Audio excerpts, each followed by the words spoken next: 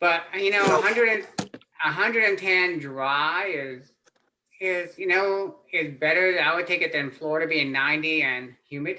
Like we are live. We are live, Facebook. Yay! Okay. I just came up. Okay. So well then I'll start. Hello, everybody. This is Barbara Ellison. I'm your personality pro because personality does drive reality. And as you can tell, I'm not in my normal background because I am at the Tabala Event Center in Rockford, Illinois, which is about an hour from my home. And I have to admit, this is going live from here. This is a beautiful place. They do weddings here. You should see the gazebo out in the back that they have this whole thing to do weddings, and they seat like 500 people for weddings. It's and I think you picked the most scenic part to show us. The brown wall in the back. The brown wall in the back. What I should have done was sat outside in the gazebo. Didn't think about that part. Right. Well, Barbara, just get your phone and walk outside. And you know what? I'm just gonna. I'm not gonna take you on a tour, but you guys. We're going on a field trip. Guys, we're going on a field trip. Get on the bus. So you guys talk while I go on a field trip. All right, so we don't have one impactful guest for you all today. We have two. We have a two-banger, and we starting the show off late because we have so much synergy going on in the introduction. So we're gonna pull off something we haven't pulled off before, having two guests. But the really cool thing, and something that happens with me and Barbara quite a bit, is the synergy. The short time we've known each other, there's been a lot of synergy and alignment. So she told me, oh, I have this guest and she's into the body and into karate and she's a ninja. And then I've got Herb, who's mindset in biomechanics coach and works with high performing athletes, is a high performing athlete himself. What a way to kick off our show and have two amazing guests. So welcome, Cheryl and Herb. Thank you for having us. Yeah, thank you. Yeah, absolutely. So I'm really interested. We'll get into each of your stories. I kind of want to. I know Herb, but I think the world needs to hear some of his story, and then we can have some real good talk and some synergies and understand, where you guys play and what you're seeing and how people can really impact and change their lives with what you're doing.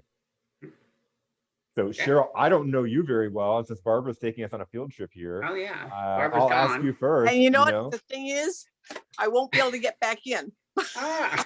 Oh no. Elvis has left the building. I won't be able to get back in. There she is. I'm back. That moment when we get spontaneous and we forget that. That I'm in a secure building because they don't let because I'm in a secure building. But it's just really cool to come and we did an event here for a friend, my friend that is the potentate. And so at his inauguration, when they swore him in as the potentate, we had an event here. Oh, absolutely beautiful place to do events and to have weddings, and it was gorgeous. And they had these beautiful things on the ceilings and everything. So if you ever want to know about this place, and they rent it out all the time, so it's very cool. But anyway, so that's enough of that. So Cheryl, I'm so intrigued. I want to know more about your story. So tell me, what are you doing now, and what led you to this point? Boy, it's been a long, winding road, as most of our journeys have been. I am now an author. I'm a speaker. I have my own podcast. And I am, as Barbara said, a ninja. I am a second-degree black belt in an ancient Japanese martial art called Ninpo Taijutsu, the art of the ninja. And long story, and I did not go willingly.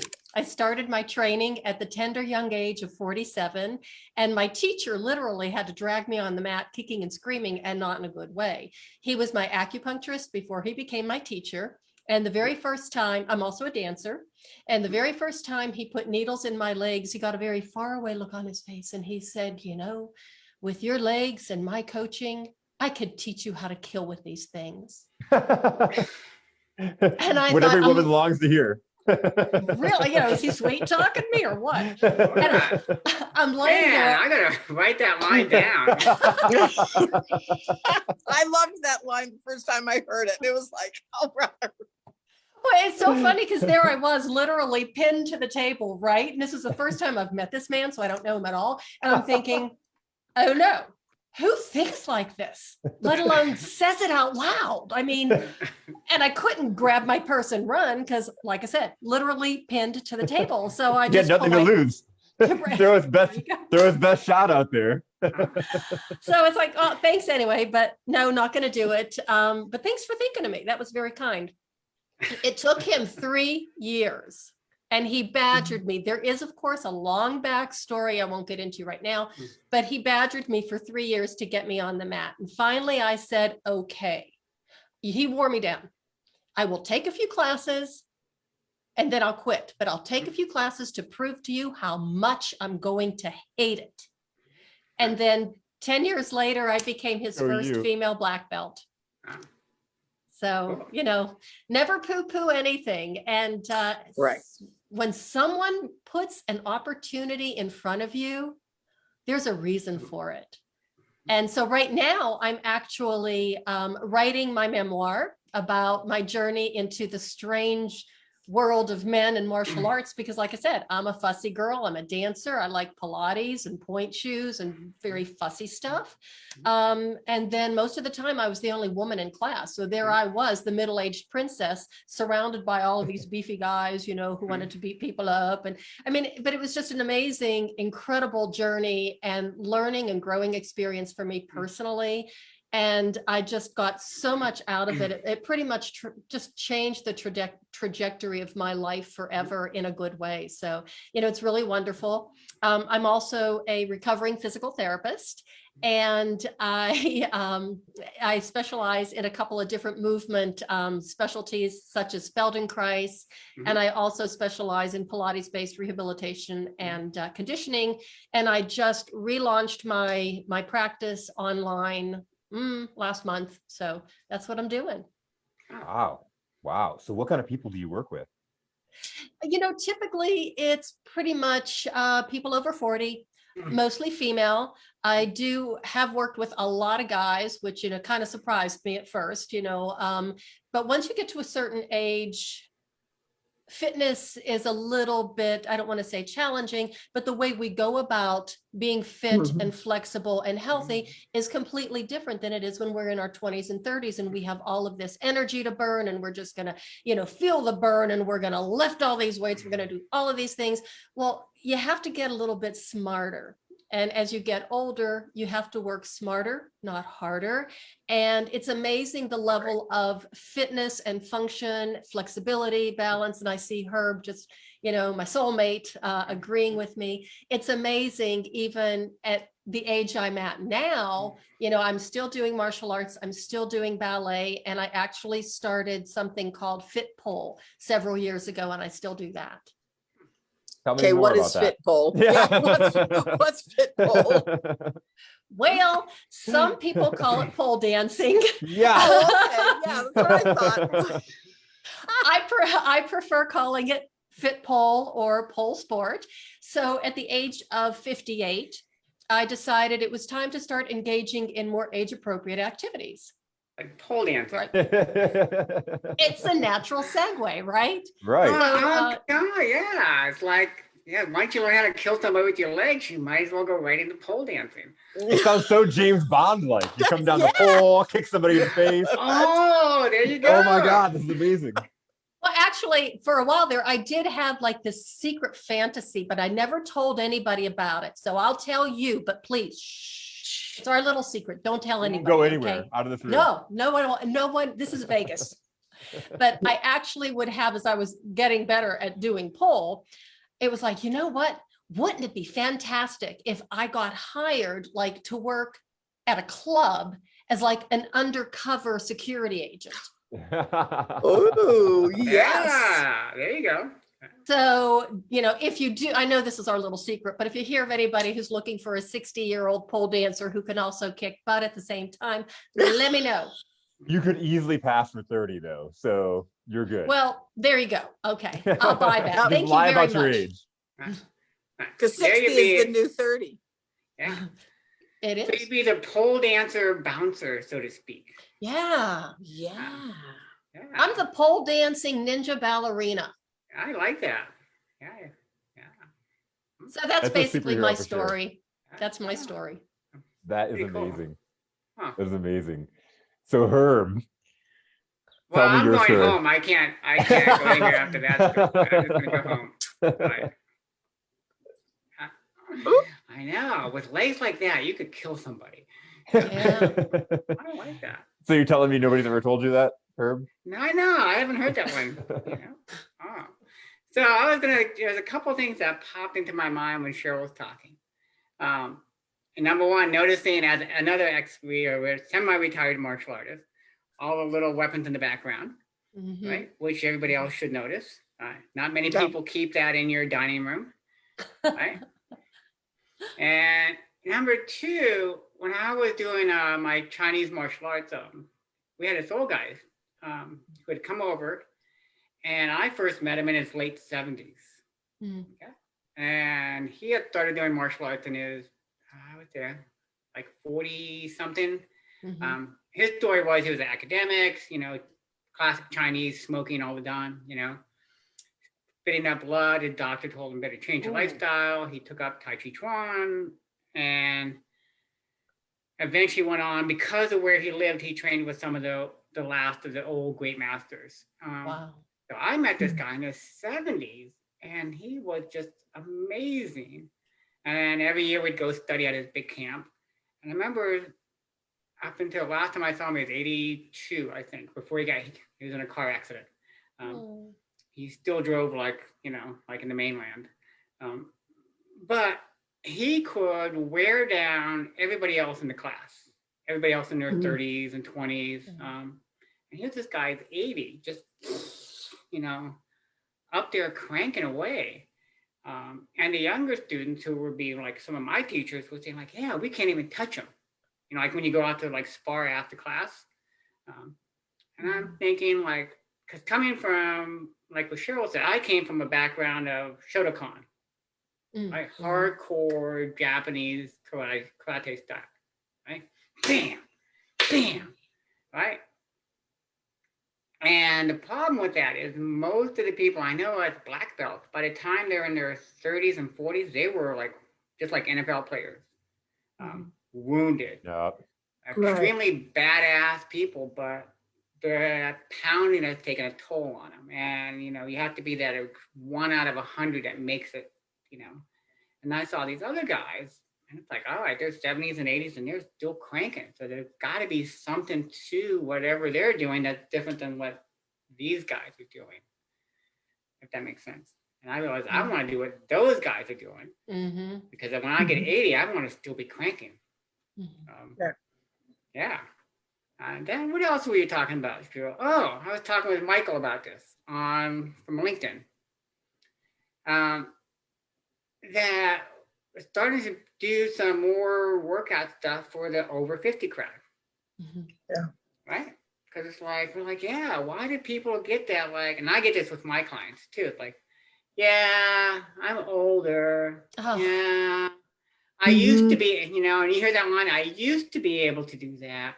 Oh, yeah. Well, maybe if I was still 20, I could try that. I want to say, like, I see plenty of stuff of people in their 50s, 60s, still shredded bodies, still great martial artists, still doing all this amazing stuff. So it is possible. Now, granted, it's not like you're 20, right? No. The 20s, you could go out drinking until 2 a.m, get up, 1 hour of sleep, and 1 hour of sleep. Go do whatever you're gonna do, fall off a tall building, get up, and go do whatever you're gonna do, right? But now you can't do that anymore, but it is still possible.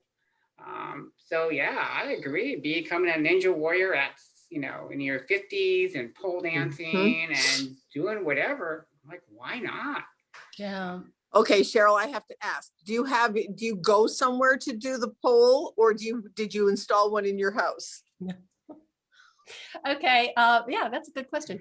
No poles in my house. I'm here in I like to call it my girl cave. This is my basement. So, it's like, this is my space. My husband doesn't even come down here, but there is a pole right in front of me, but it's a support beam.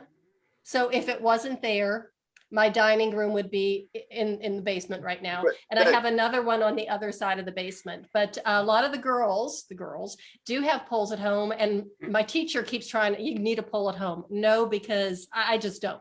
Trust me, I don't. But so every now and again, I'll try and practice a little bit on the support beams. But yeah, so I go to, there are pole studios all over Denver. I mean, every major city and even small town probably has a pole studio. So I I'll go have to to a look. couple of different classes. Check it out because it is really fun. And actually, there is a lady that I just met in class about 2 Saturdays ago, who is 71. And she's good. She's really good. My dad did Tai Chi until he was 100. Wow. Wow. Yeah. And he died Wow. at 102. He gave up his Tai Chi, I think, when he was 100. But he went every 2 or 3 times a week, did Tai Chi. I have got to tell you a story then, because I was even thinking of this story when Herb was talking, and Barbara, since you're talking about your dad. I was working it's probably about 10 or 12 years ago in a rehab center, just, doing extra work to support my own business. And there was this gentleman outside. It was a rehab facility, long-term facility, as well as nursing home. And there was this gentleman in this little courtyard, and he was playing with a puppy. It was one of the therapists brought the puppy to work. It was her therapy dog.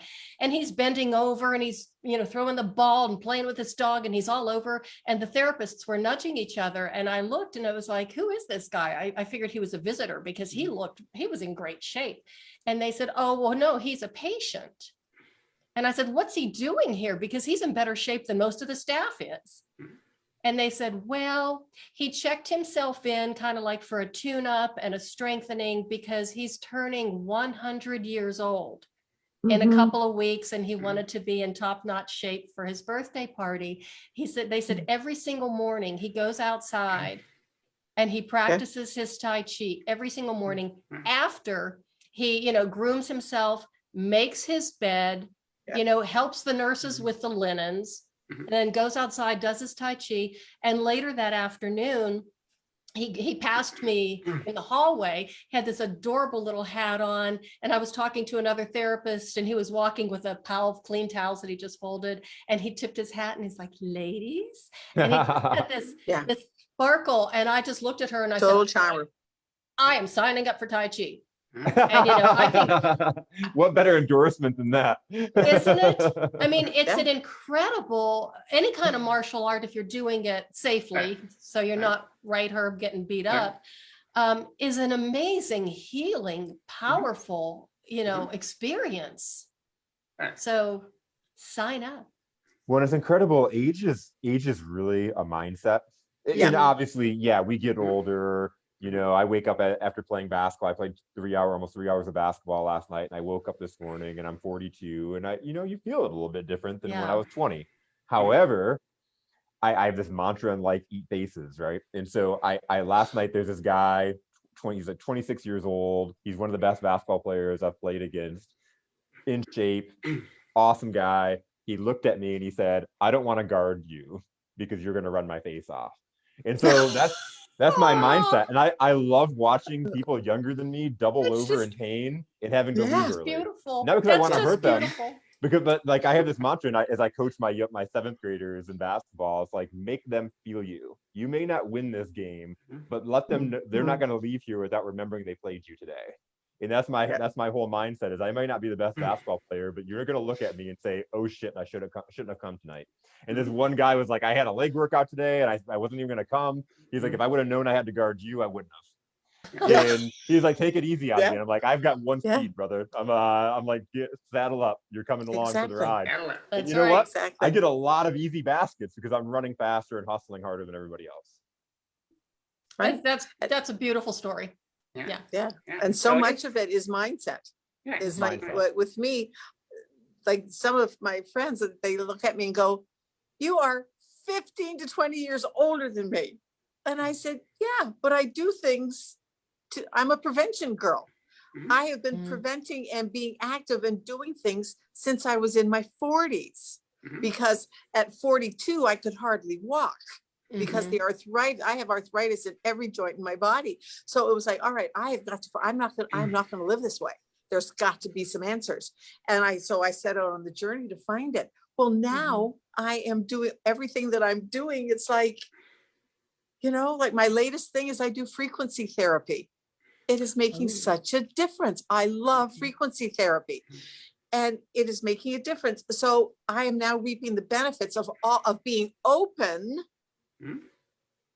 And the key word there is being open to what people are saying. Hey, this worked for me. Hey, you know what? I'll try frequency therapy. It was one more thing that I was going to try in a long list of thousands of things that I had already tried.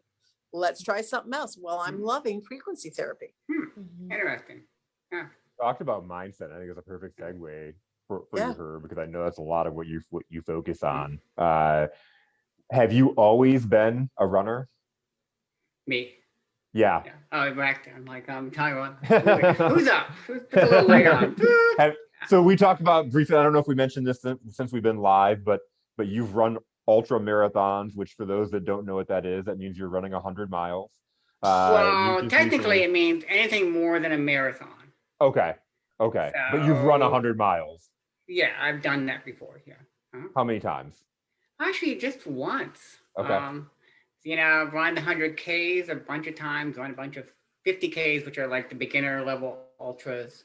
And now I've morphed over to, since training with the SEALs, more to the Go Rock Spartan things. Because to me, it's a little less boring than just running. Yeah. You get to throw in a lot more, and you become a more whole athlete, I think, rather than just a runner. So have you always been a runner? No. I was gonna tell me a little bit of that story. Yeah, I'll get back to that story. Let me get back to that. I was gonna say with Cheryl, that used to be on my business card for a long time. Work smarter, train hard, train smart. The old days you just grunt. But with a little bit of science, you don't have to do so much grunt work. You just train a little bit smarter. Use your biomechanics, and life is so much easier, right? And in the world of martial arts and Tai Chi, it's like, they don't, I hate to use that word, beat up people. By just brute strength, you use a lot of mechanics. So, and I can have one more question before I get onto the running thing. And now in a proper man cave, Cheryl, as a ninja, I would, in a practice one girl cave, I would think you'd have a nice throwing wall. A nice no, I don't have a throwing wall. That's that, but thank you for that. Right? It's a sheet of plywood, and you could get your little shuriken, right? And a knife, and woof, woof. We're turning Cheryl into a superhero, because I'm getting this picture of her coming in a leather suit, like Batgirl, down her pole, just like, and then like throwing her knife at her board. And I like that. Yeah. Well, thank you so much. I really appreciate that idea. Yeah, I love throwing those shurikens. Shurikens, and they stick to the wall, and you just yeah. Why not? Don't tell anybody. It's another one of those secrets. Okay, I won't tell anybody. And it's quiet. You won't wake up the neighbors. Anybody? Yeah. Oh, okay. Thank you. We are going to be best friends.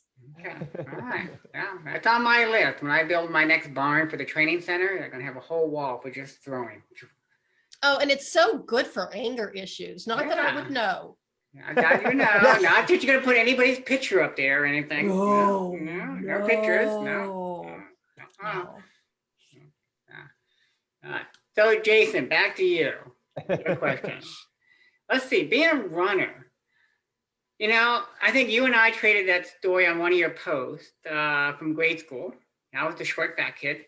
Yep. And when it came time at, whatever, everybody picks up teams, I would be like one of those kids, like standing there waiting, like, right? And I forget what happened. Somewhere along the way, I just let it all go. Like, the money's not for me. And I would occasionally run maybe once a year.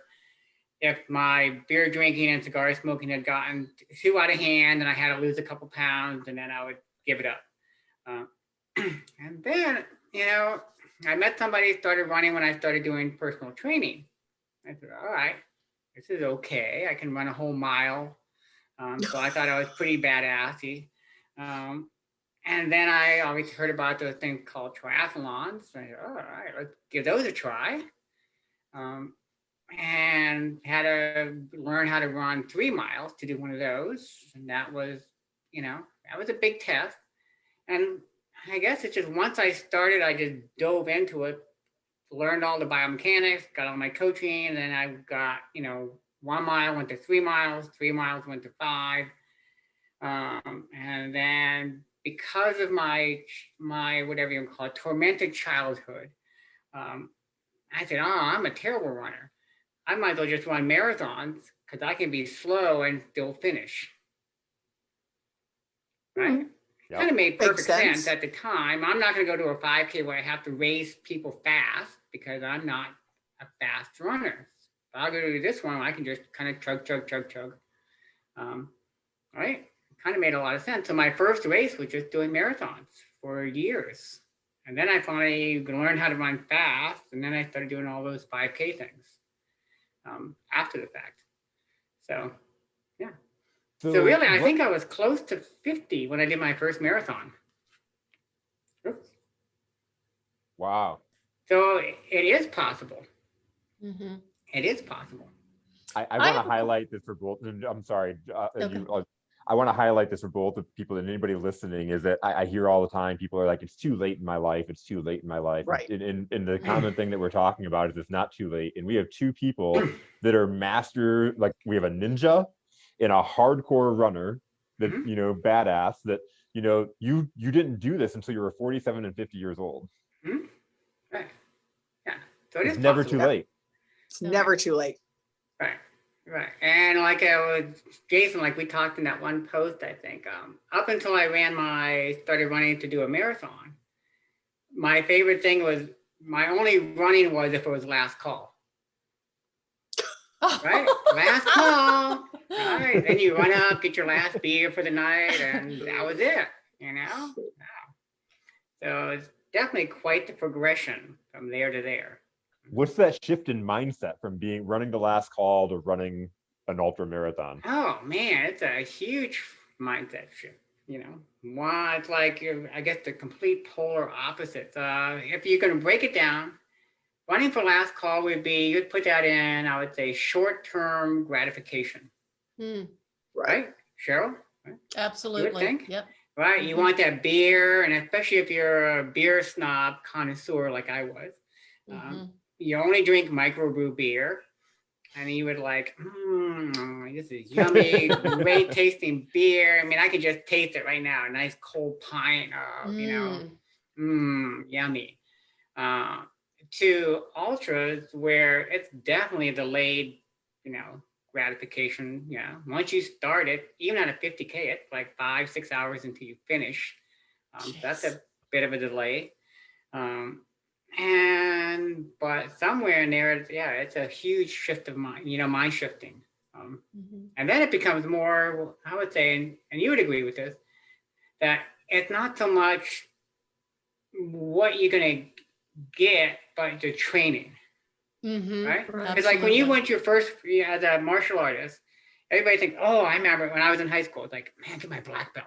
Yeah. I want to get my black belt. Yeah. And I remember one of our instructors telling me like, yeah, I got my black belt. And then I kind of figured out what I was doing. And I'm thinking, what? If you're a black belt, that's it. That's, and it's like, no, as a black belt, you just starting to learn what's going on. Exactly. Right? Exactly. So, and running your first ultra, doing your first whatever, you're just, oh yeah, that's what this is kind of about. And then you kind of get a little better. Yeah, that's what it's really about, I guess. I have a question for you, Herb, though. When you were talking about how, you were starting to run and then you were getting into like the biomechanics and all of this training and stuff. So you were learning a lot more about the human body, about kinesiology and how the body works and how you move. And then you were getting further and further in your running. Was your education and your training in biomechanics impacting how you were running and allowing you to be able to get further and further and further in that journey of trying to run and to where you are now? Yeah, and it's all changed. I mean, I wrote 2 books on running, and as a therapist, you know these guys up at the Gray Institute up in Michigan. So they do a lot of their own biomechanics stuff. So I did a year-long fellowship with them and a bunch of PTs.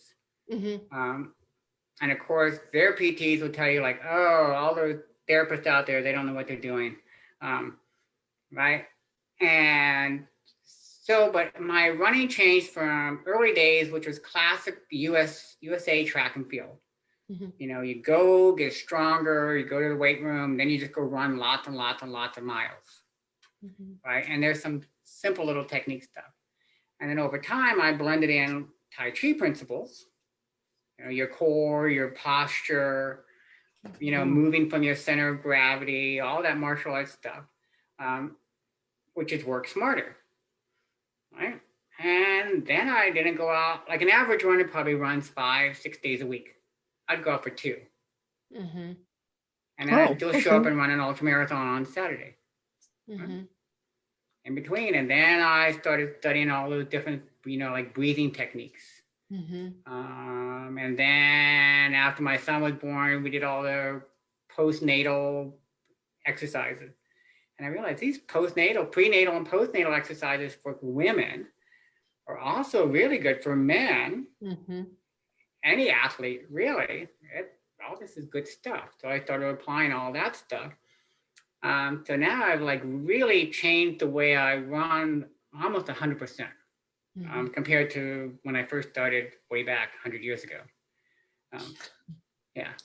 So it is so different. I think that's one of the mistakes that people make. It's like, well, I've always done it this way. Right. And a lot of people, you know, and I see this a lot, especially as a dancer in the dance world, it's like, well, I used to be able to do this and I can't do it anymore. And I'm going to do it the same way. And, you know, this is the way it is. And it's like, no, there's a way to be able to find, you know, that the pathway to ease and grace and elegance in everything you do, including running. I mean, I've seen, you know, that's a form of elegance and grace and incredible balance, control, equilibrium. I mean, you name it, it's all there. Right. And what you're talking about, you just hit something there, is that I've talked with, one of my clients is over in Ireland who does, what do you call it, business systems. And for companies, and we make analogy a lot, like running a business is just like training for a marathon or any other type of training. You know, you're constantly, each week is something new problem that you have to deal with. You're looking at that big picture, you know, whatever the suffering that you go through week by week to get to that big thing. It's a lot, you know, and that's why I try to tell my clients is, and my other quote is, it's not about the marathon. It's about the person you become in the meantime. The journey. The journey, right? Getting that t-shirt at the end of the race is nice, but what you went through to get to there. And Cheryl, like when you got your first black belt, it was like, oh yeah, this is really cool. But did that 10 minutes of getting your black belt, right, have anything close to what you went through for all those years, right? Yeah, it was a lot of work. But you know, the funny thing is, and the name of my book that I'm writing is The Reluctant Ninja. Right. Because not only did I reluctantly get onto the mat and start training, my goal was just to take a few classes, really, you know, and then, okay, so I did love it. And it was like, well, I'm still not in it for the long term. I really didn't think I was. And you were referencing earlier, people would come in and say, I want that black belt. That's all I want is that black belt. I didn't even want the white belt. It came with the uniform, you know, I didn't want any of this stuff. It's like, don't, you know, just teach me a few things and let me get on with my life. So yeah, and I'll never forget testing for my first belt. And the only reason why I did it was one of the guys in the dojo kept badgering me and badgering me and badgering me, you know, you got to test, you got to test. It's like, you people are obsessed with testing. And, you know, then finally I did it, but I never even looked to the next belt level. I just kept going to class. And my goal was to survive, to live to see another day, you know, or at least take another class or whatever. So yeah, it's not really on, okay, I'm going to finish this marathon. It's like what you go through. It's like Barb said, it's the journey, it's the process. And it's what you learn about yourself along the way that makes it so valuable and the most amazing experience. And it doesn't matter what it is, if it's martial arts, if it's running, if it's swimming, if it's, you know, needlepoint, anything that you're doing, it's just find a way to do something that you love and find a way to, you know, just own it. Right. Come into your power in it. So a friend of mine says, yes, come into your power. Right. You know, and Barbara, so when you were talking about frequency therapy, yes, right, which I'm going to have to go look up what that really is. I'll send you a link. That one is. I'll send you a link. You send me a link. That'd be great. I'll send you. So a link. I just started reading that guy Joe Dispenza because one of my other coaches talked about it. I've heard of this guy. Yeah. Joe Dispenza. He's amazing. Yeah, and I thought, oh, you know, at first it's like, oh, yeah. But then I read more of it, and it's like, all right. And in Chinese martial arts, they have that big thing about qigong, and anybody who does acupuncture would know about all this stuff. And then it's sort of like, you know, I look at it as if you're looking for a restaurant, and I ask you, and you say, oh, I like, you know, Bob Burger House, and I ask 3 more people, and they all say, I like Bob Burger House. And you say, there must be something to it because that person, you know. And so if you hear it from multiple points, so what you're talking about with the frequencies, which I think might be what kind of like what Joe Dispenza is talking about, he and talks some of the qigong stuff, you start to see there is some of these, what do you call it, cross correlations there. And you start like, maybe there is something to this. Because all these people are getting there just through a slightly different way. Right. If that makes sense, right? Yeah. I love talking about frequencies, just period. I know this is a little bit different, but even just on our show and what we're doing right now, we take two complete strangers and me and Barb can just sit back. And be like, this is awesome. This is a great conversation. We don't even need to ask any questions. You guys can just vibe and have an amazing connection. And it's because we're all on the same frequency. And this is what is happening in my world recently, in the sense of like all these people I'm meeting across the whole entire world. I mean, just literally, like in our collaboration group, we have somebody in Australia, somebody in Canada, somebody, you know, people are all over the world. England. It's been hard to match up when we're going to meet because everybody's we're meeting up at 6 o'clock or 9 o'clock our time. It's going to be 6 a.m. It's going to be 6 a.m. my time. Australia, it's midnight and it's winter over there. So we're like, I'm in 90-degree weather, and then he's got his winter hat, winter coat on at midnight, sitting there talking. But anyways, I digress. The world gets so much smaller when you listen to and you're pulled to your frequencies. You find your people, you find your tribe, you find the people that you need to be, you're intended to be around. And so I hear people these days talking about like the world is crazy and, you know, nobody agrees and all these kinds of things. And, you know, and even last year I was so impacted by people on Facebook that, you know, everybody arguing, so much politics and all this stuff. I don't even see that anymore. It's like I'm up here in this cloud where we're all freaking happy and like things are going great. And we have problems, we have challenges, things happen to us, but then we pick ourselves back up and we keep on moving and we go and we inspire other people. And so that's just frequency. You talk about frequency. That's why we're all frequency together today. And may I just mention one other thing? Life is way too short to not be happy. Exactly. Right. And you know, just And it's put a things in daily perspective. choice. It's It a is daily a daily choice. choice. Yeah. And we all have tough days. Mhm. I'll share with you today, Jason, we talked about my girlfriend Yeah. Pat and I used to do this show together. And today I had to, for him to be the host, I needed to make him an admin on my Facebook account. So which meant I had to take Pat off. Oh. And when I was hitting the remove button, the tears were just rolling down my face because I miss her so much. And yet in the very next second, it was the joy that, wow, Jason and I have just absolutely hit it off. And we've had these great shows with great guests and great conversations. And him and I ourselves have had great conversations.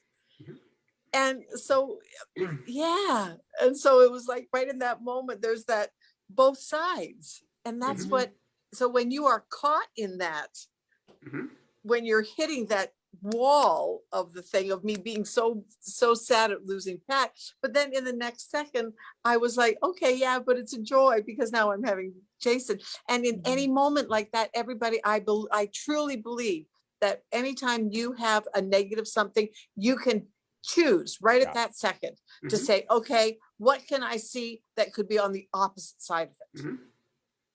There's beauty in everything. There's beauty in As everything. bad as it may seem.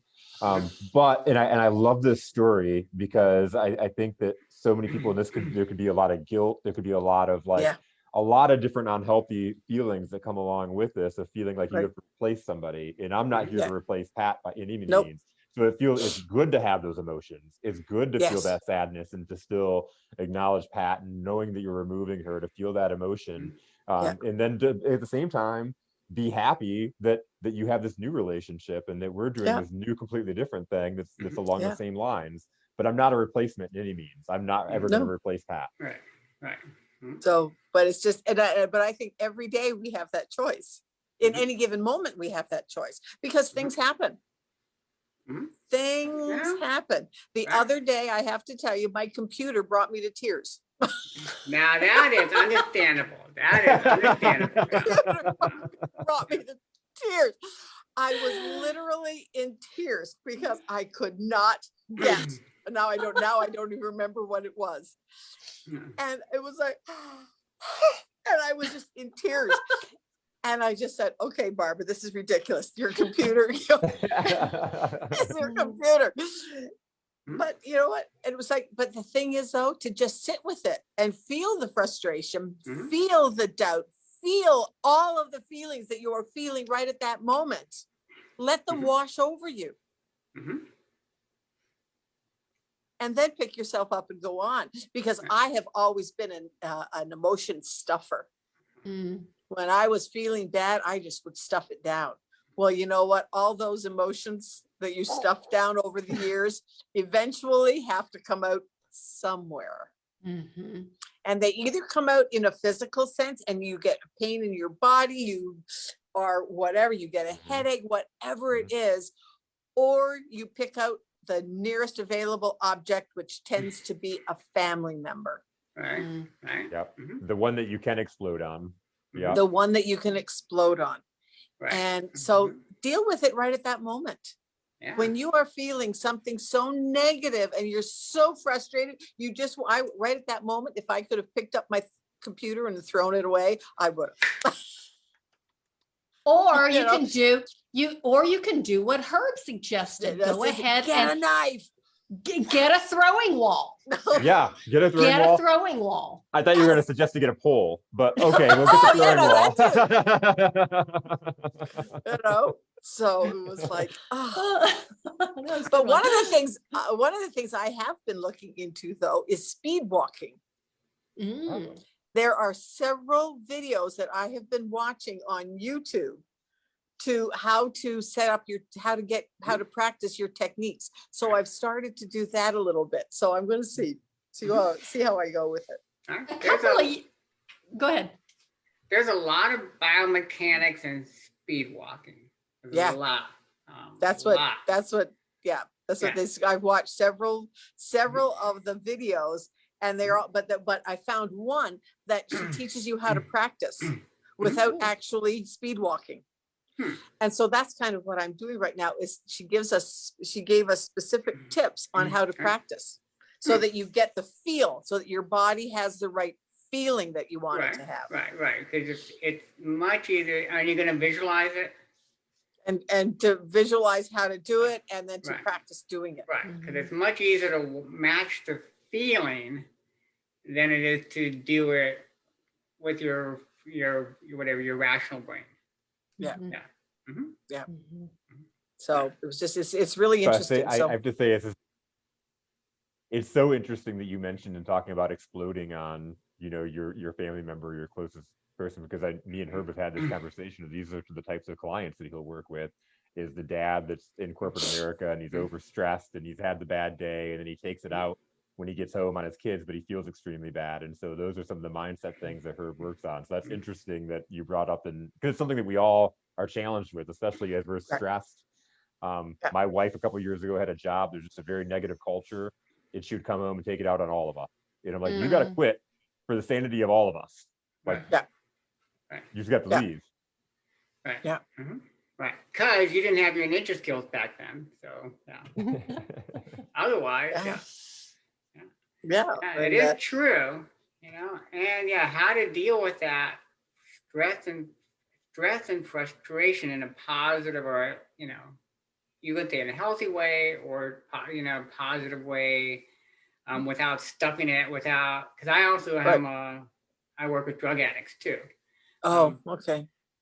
So, or without, what do you call it, burying it, or self-medicating with food, alcohol, anything. So we just kind of drown those feelings with something. TV, right? You know, numbing it, and don't deal with it. Just go. Let's go have a what do you want to call it? A Netflix binge, right? And then by the time you wake up, you won't have to worry about it anymore. Right. Right. Yeah. Mm-hmm. I know. After my husband died, I told Jason, I've said this a couple of times. After my husband died, I binged watched all 10 years of Frasier. All 10 years. And I look back and go, oh, brother. And yet, even now, once in a while, I mean, Frasier is on somewhere. And if I happen to catch a replay, it'll be like, oh, I don't remember that episode. And yet I know that I binged watched all 10 years. And yet some of them I still don't remember. So, but it was after David died, I was in that absolute fog. It was, So people do it. People still do it. People still do it. Yeah. Just because they don't have a better solution. Right. Which is kind of what Jason was saying. That's what, you know, I like to do with, you know, with the whole idea of it's not the marathon, but, you know, when I trained with these Navy SEAL guys in boot camp, part of that was, their point is the physical training, and you'll get this, Cheryl, right? The physical training is just to make you mentally better, stronger. Because if I can deal with this shit over here, I can deal with that shit over there. And when I did that, and I told Jason there's a famous the broken water heater story, that, you know, I had the water heater break and water all over. I said, pre-training, I would have been the usual, right? I would have walked out through water all over the stuff, and right? Things would have come spurting out, bad words galore. I would have been throwing boxes on the ground, you know, I would have been calling up my landlord. And if I ran into you at work, you would have heard the whole story and how terrible my life was, right? And you would have been going like, kind of away, like, oh no. Oh God, Herb's coming back. Hide under your desk. Hide. But with that training, I walked in, I saw the broken water heater.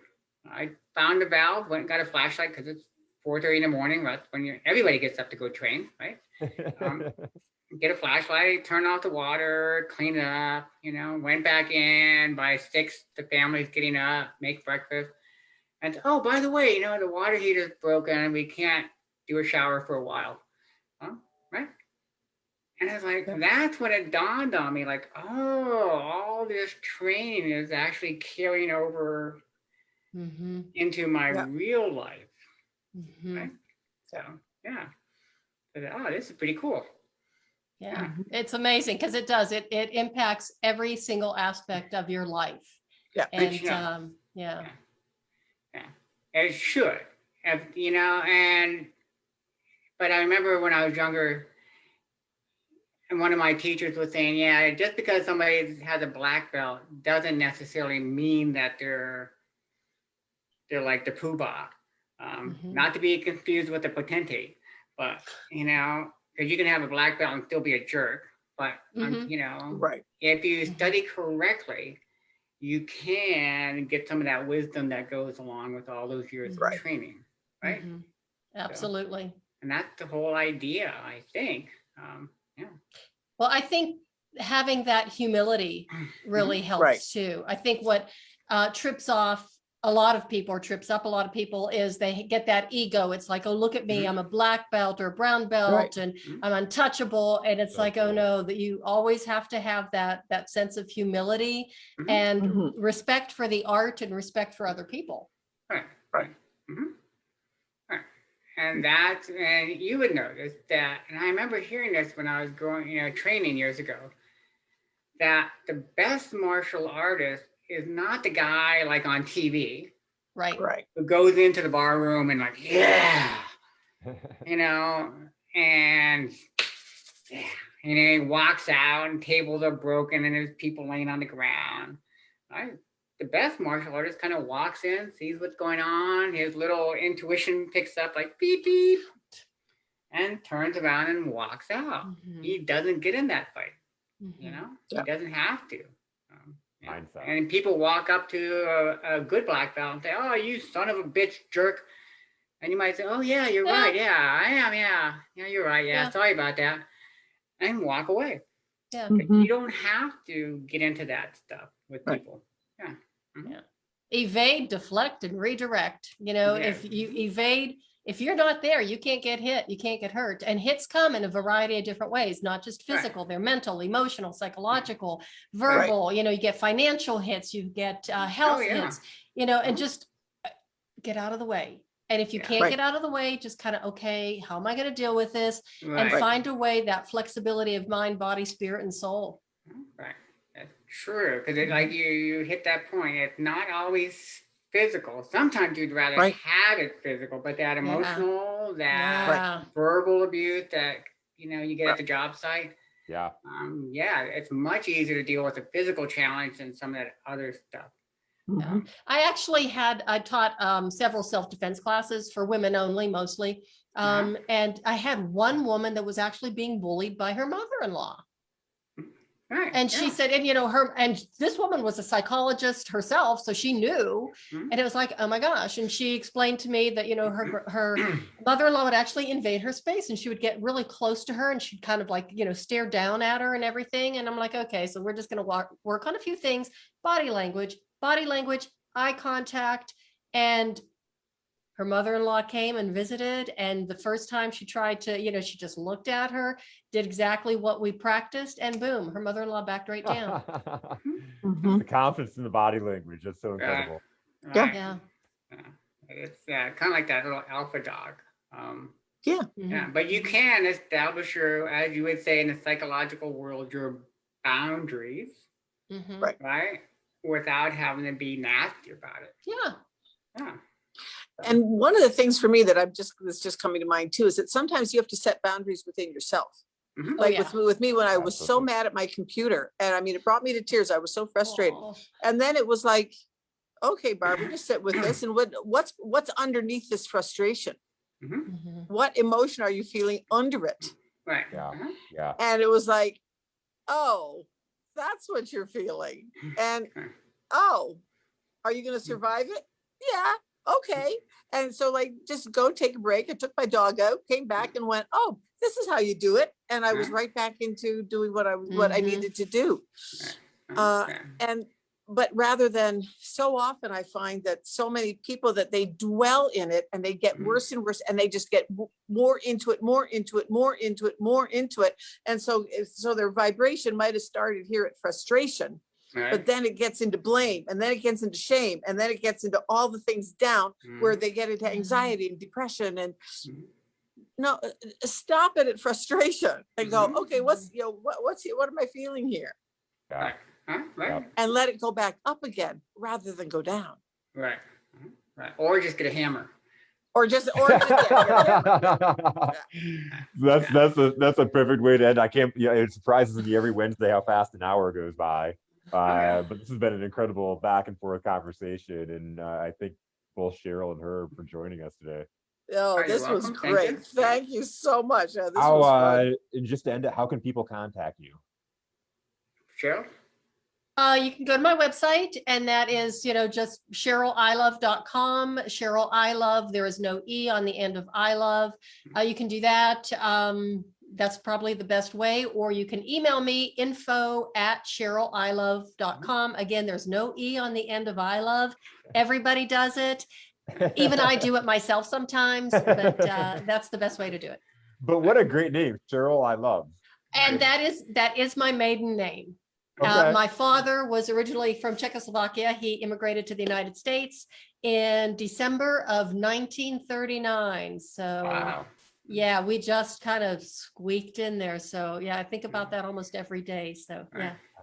Yeah, I saw that. I thought it'd be pronounced like Ilov. That's actually how it is pronounced in Slovak. Yes. Yeah, because my family's Polish Czech. See, I knew we're like, I think we're related. I know. It could be. This is so awesome. My grandpa did travel a lot.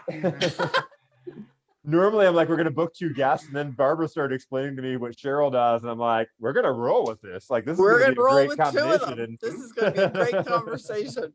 And it is. This is amazing. Yeah, absolutely. So Herb, how can people find you? I would say the easiest way to go to on LinkedIn. I'm on LinkedIn a lot, on Coach K's performance training. And if it wasn't for you, Jason, I would have my train shirt on, except because we're with you, we put the lion shirt on. I love it. Yeah. So that would be the little Mm-hmm. lion roaring. Eat your faces.